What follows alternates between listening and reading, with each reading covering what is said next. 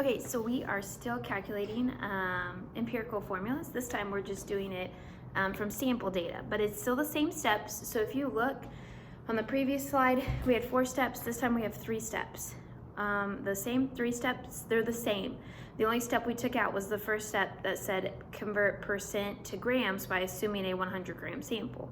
So it's the only thing that we took out. If you look, it says convert from grams to moles, divide by molar amounts. So all the steps are the same. We just got to cut out the first one because I'm already in grams, and that's where we want to be, right? We want to be in grams because that's easier for us to work.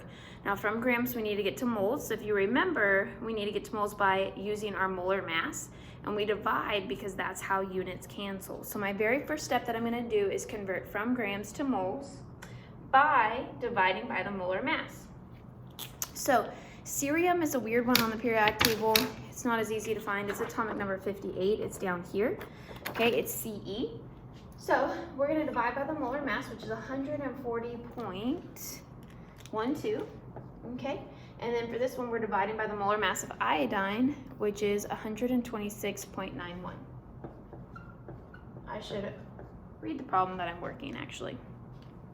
So I'm working the example problem that says calculate the empirical formula of a compound that contains 1.67 grams of cerium and 4.54 grams of iodine. So we're already in grams. I've already written out my givens, and then I'm dividing by the molar mass to get to moles.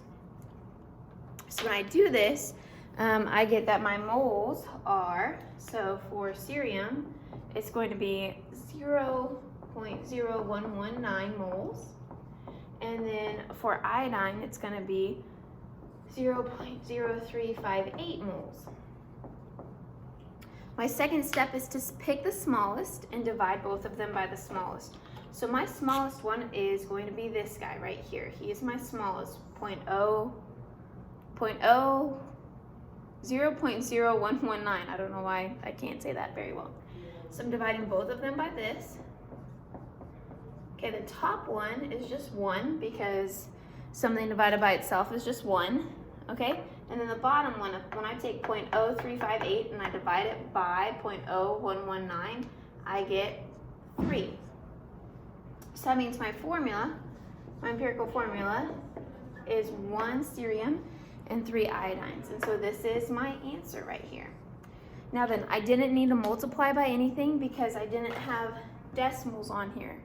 Okay, so I didn't have to multiply by 2, 3, or 4 because I didn't have any decimals. So it's just simply, it gave me my ratios right away. So there's an example of where you automatically get your ratios. Okay, so hopefully this is making sense. That's 2 examples for you, and you can see one's from percent and one's from sample data, okay?